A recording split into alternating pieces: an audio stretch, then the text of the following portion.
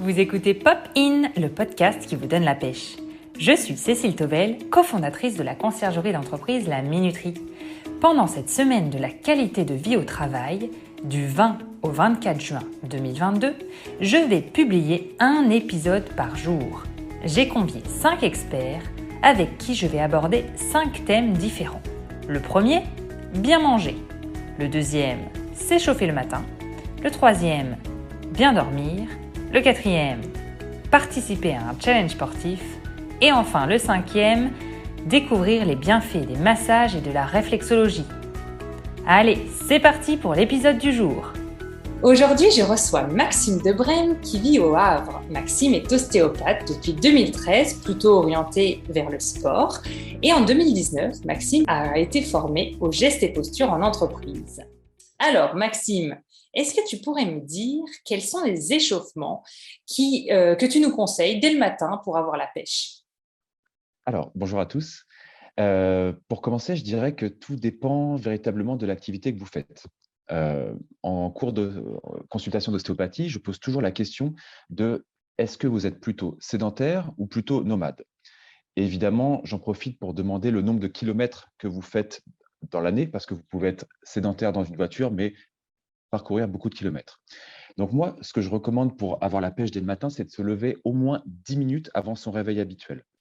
Et évidemment, au cas par cas, il faut cibler les zones clés qui sont les plus sollicitées. Notamment, par exemple, les personnes qui font des métiers physiques, cibler les zones qui sont douloureuses ou qui sont les plus sollicitées. Le rituel classique, ce serait vraiment se lever, boire un grand verre d'eau et activer au moins 1 minute chaque muscle qui est sollicité dans la journée. Et évidemment, répéter régulièrement et avec assiduité les exercices. Je donne souvent l'exemple aux patients. Quand vous prenez des vitamines, si jamais vous prenez des vitamines une seule journée, ça ne fonctionnera pas. Par contre, si vous avez une régularité, et ben là, ça va commencer à payer et vous verrez les résultats. Super, c'est clair.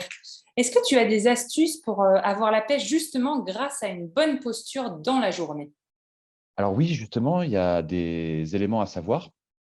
Notamment, la contrainte est très, très mal supportée. Ce que je recommande, c'est vraiment d'avoir une attitude la plus confortable possible.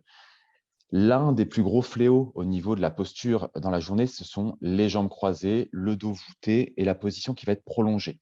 Donc, je recommande à tout le monde de ne pas se forcer à se tenir trop droit. Ça ne marche pas.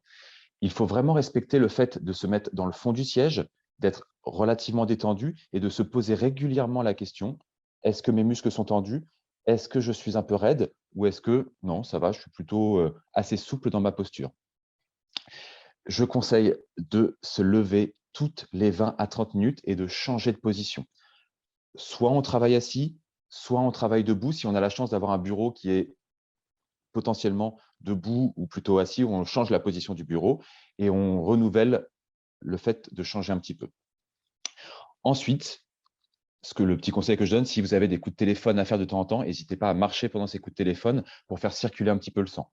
Le problème, ce n'est pas tant la position, c'est le fait que cette position soit prolongée. Super, c'est très clair. Merci beaucoup. Alors, ma dernière question, ce serait si tu avais des livres ou des podcasts, des vidéos à nous conseiller sur le thème de l'ergonomie, quelles sont les vidéos que tu pourrais nous suggérer? Alors, moi, j'ai été formé en 2019 et à l'époque, on avait des livres, mais très honnêtement, aujourd'hui, un livre, ce n'est pas super intuitif. Il y a un concurrent et un collègue qui est très, très brillant, qui s'appelle Major Mouvement. Je pense que il commence à faire beaucoup de bruit parce que ses vidéos dépassent parfois les millions de vues, je crois, qui explique avec beaucoup d'humour des étirements, des échauffements, des croyances. Et honnêtement, même si je fais moi-même des vidéos, il m'arrive de temps en temps de conseiller quelques vidéos du collègue parce que c'est brillant, quoi. Donc ça, c'est ce que je recommande en général. Très bien, oui, je les regarde de temps en temps et c'est vrai que c'est très pertinent et la dose d'humour forcément facilite aussi l'apprentissage. Mm.